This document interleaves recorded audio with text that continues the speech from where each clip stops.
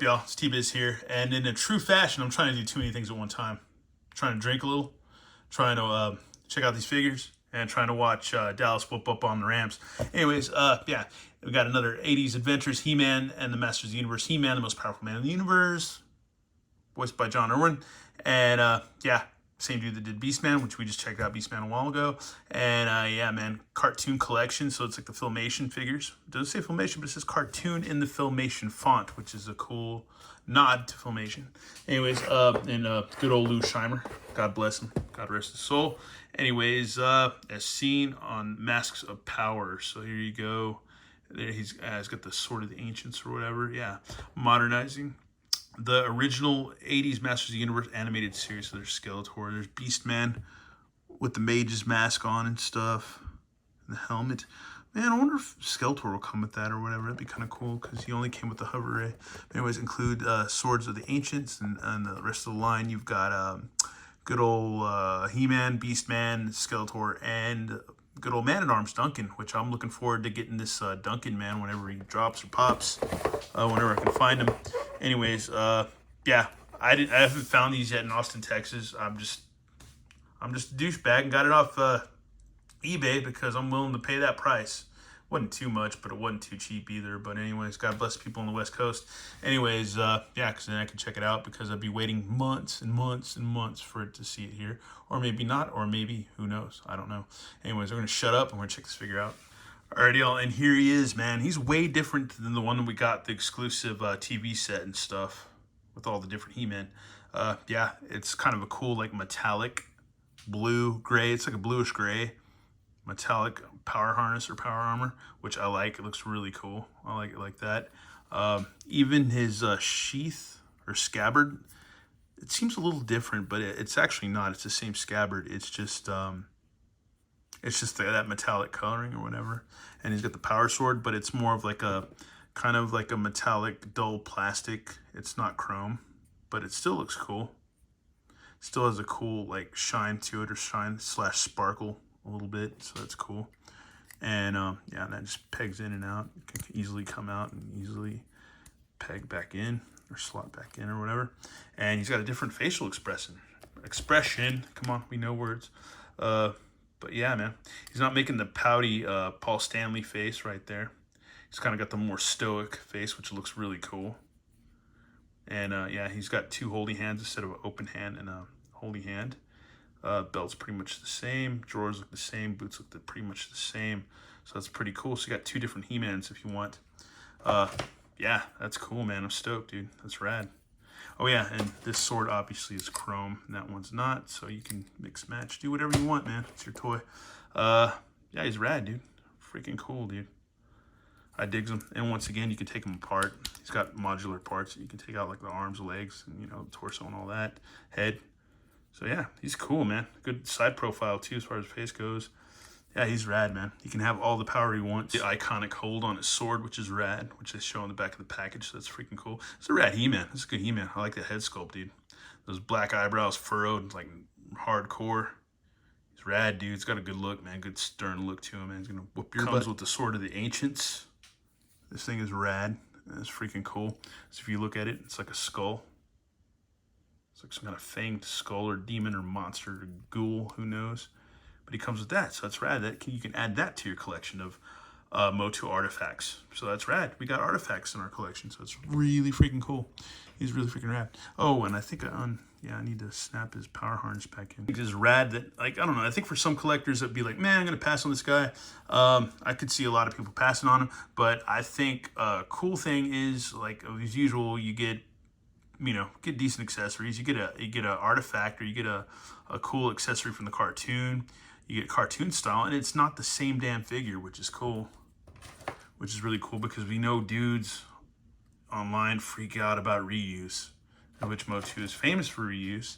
That's pretty much what they are reused figures, reused molds and stuff like that. But yeah, he's rad, dude. He's freaking awesome, freaking cool. And yeah, you get a lot of good stuff, man. So it's cool. It's not worth, because so that's a big thing with collecting these days. It goes hand in hand with a lot of complaining. A lot of complaining. Anyways, yeah. So there we got him compared to the other He-Man, which is cool. So you got two different He-Man. It's badass. Never enough He-Man in my world, in my life, you know. And here's the Beast Man from the other one. So yeah, that's cool. And then the other thing too is that I wasn't too big into the Super 7 animated stuff. I don't know. I think I was just collecting the reaction figures.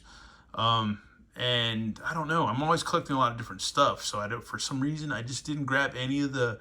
I've never owned any of the Super 7 vintage figures or the Filmation figures or any of the Super 7. I don't even think I have any Super 7 Ultimate figures either. You know, I know my brother Overlord has them and stuff, and Evil Villains had them too, and as well. But and I believe El Tenda as well. Also, some of those figures, and my buddy Brian Starner, aka Toynets. But anyways, and I believe also my buddy Dr. Twisted, Jeff.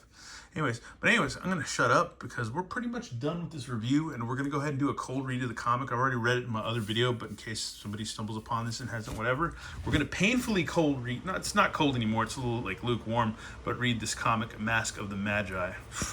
Here we go again. Bear with me. Bear with me. Anyways. High above the peaks of the Mystic Mountains, Beastman travels on an errand for Skeletor. Do not fail me in this task, Beastman, or your hide will furnish my next cape. Fate oft has a way of changing plans. Krakow. Hours, perhaps days later, Beastman awoke in a forgotten cave where a great evil resided. Bestial brute, place me over your face. And I still can't, I don't know, that gets me. Place me over your face and seize wealth and power undreamt. At last I'm free. Donning a mask of power, Beastman becomes possessed by the ancient Dark Mage Magnus. Long ago, the sorcerer Deimos and his witch wife Tyrella ruled the city of the ancients. However, there was a third mage who challenged their dominion, myself. I proved too cruel, too evil, even for their tastes. They exiled me, trapping my form into a mask of power, then buried it in the heart of the Mystic Mountains, the Valley of Spirits, a place where the undead reside, seeking that which eternally eludes them, rest. Tell us, Magnus, what paltry offering do you have that would make us serve you? Armies of antiquity, I can grant that which you've always desired, destruction of the Avians. This device I hold is Graviton. It can manipulate the gravity of any person or object, and will bring them to their knees. Oh, here's a little pamphlet with all those He-Man parts. The wretched winged warriors decimated your ranks centuries ago and cast you into this cursed valley. Vengeance is your blood right. Our army is yours, Magnus. Our army is yours, Magnus. Anyways, I'm effing up the voices. Alright, here you go. You've nothing to fear, Stratos. The undead armies can't withstand the might of our combined forces. I hope you're right, He-Man. I know I am. Thus, the armies of the Avians and the undead collide, a broiling stew of carnage. No matter how valiant we fight, defeat approaches, and there's Beastman right there with the Graviton, with the hover ray, making them unhover or just jacking them up while they're trying to fly. Let's see. No matter how valiant we fight, defeat approaches. Never shall we accept that impostor. Appearing in the direst hour, the vision, sorceress. He-Man, there's only one way to destroy Magnus, by shattering his mask of power. You must wield the sole relic capable of its destruction, the sword of the ancients, the weapon you used to defeat the Deimos and Tyrella. I remember the blade I buried long ago under the very ground where we battled. Calling forth, He-Man summons the sword from its burial ground.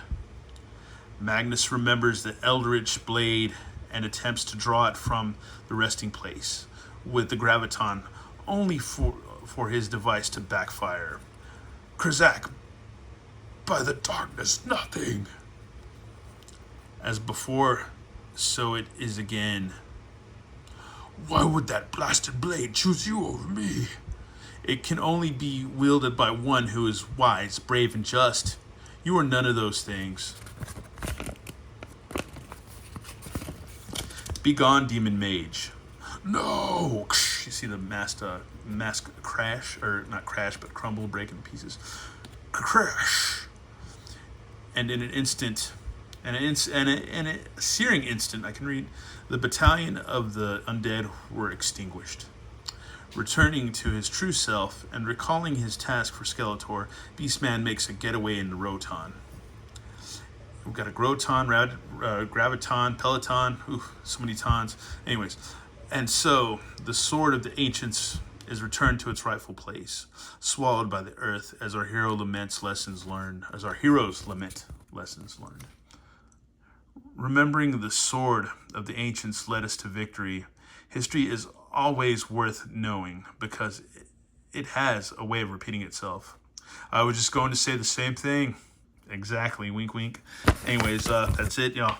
Thanks for watching. Have a good one. All right, later.